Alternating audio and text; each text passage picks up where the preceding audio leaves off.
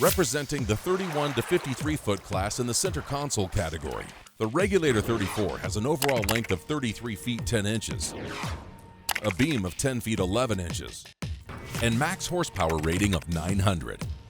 Designed to handle the roughest of inlets and long offshore runs, she has a draft of 27 inches, a dead rise of 24 degrees, a dry weight of approximately 11,315 pounds, and a fuel capacity of 350 gallons. Now, let's hear more from our hosts, Dave East and Rick Ryals. Okay, this is the Regulator 34cc, and what I like, Regulator has stayed true to their roots. This boat is dialed in on hardcore offshore fishing. This is my kind of boat. This is a fishing boat.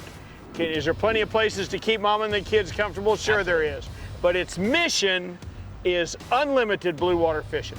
In the Carolinas, where this boat came from, they got giant tuna, they got giant waves too.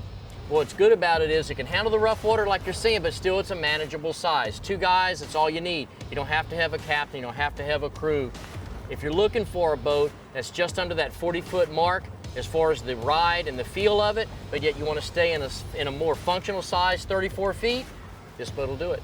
Okay, we're starting here at the back of the boat in this Regulator, and it's for a good reason. There's a real advantage to having an Armstrong bracket on the back of this boat.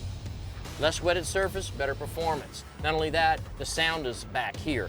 And the last thing you're going to get is flotation.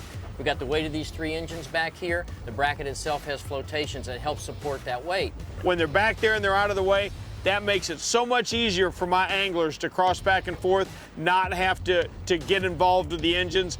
I've loved this installation when they came out with it. I'm glad Regulator stayed with it. Well, they do have a transom door here. For when you're diving, you've got a beautiful swim platform. You'll never catch a fish big enough that you've got to drag through this door, at least you won't. Other people that own this boat might. Dude, I would wear those hinges out if this was my boat. But in all seriousness, the cockpit on this boat is perfect. It is as big as it can be. It's fabulous. There's no clutter. There's no step. There's nothing in the way.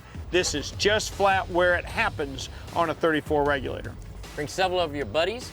If you're going to be diving, you got plenty of room for gear back here. That's what you need a cockpit this size. Kind of like the great Wild West, my boy, nothing but open spaces. Well, you have 3 live wells back here. I know how every time we get on a boat, the first thing you run to is the live wells. You've got one here in the center. This could be your primary live well. That way everyone can use it at the same time. It's got your clear lid you're looking for. You have your prep sink and you have a little cutting board, but you've got 2 additional live wells back here on the transom. Your biggest baits will normally go in your biggest well with the most flow through it, but you're gonna have more than one kind of bait to match whatever the fish are feeding on that day. 3 live wells isn't a luxury for a boat like this, it's a necessity. Well, a boat like this, another thing that comes into mind is range. If you're gonna make a long run in this boat, that's a comfortable place to do it.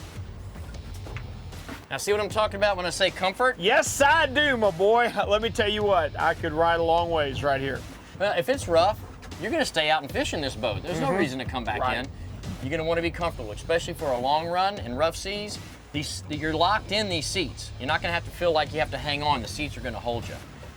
Not only that, you've got this nice big dash. It's almost like a command center. You've got all your electronics here, all your gauges, your controls are all laid out nice. You have a head down there. There's plenty of room to go down there and shower and use the head and store stuff. All right, let's go forward. I'm gonna show you that big fish box we're talking about. Hey, we've done a lot of Regulators. You miss anything? Yeah. What do you miss? Not having to step up, coming forward. Ah, see, that is the #1 thing that drives me crazy is when a deck is uneven. You're chasing a big fish and you're coming up the side of that console, you don't want to trip. I love an even deck, bow to stern. Well, not everybody is as clumsy as you are, but you're gonna trip when there's a step up because not everybody in the boat knows it's there, you're right. This is a great area up here for everyone to sit. If you're gonna be cruising, even if you're slow trolling or if you're gonna use the boat for the family, with a boat like this, you're gonna take the family out. You have to have a comfortable place. Not only is this a comfortable place to sit, but there's a lot of storage up here. We've got rod lockers on both sides. We talked earlier about the insulated fish box. That is huge, even if you're going to use it for storage. You have another insulated cooler under the seat of the front of the console. You have storage up here. Obviously, you have an anchor locker. So it's not just seating, it's additional storage for the boat. Everything's kept below decks, out of sight, but if you need it, you can, access is right there. Okay, well, let's look at it. We can go anywhere. She has no limit as to where she can run, okay? We got the power that we need. We got the fish box that we need. We got plenty of live well capacity. We've got a lot of things that make her a very serious fishing boat.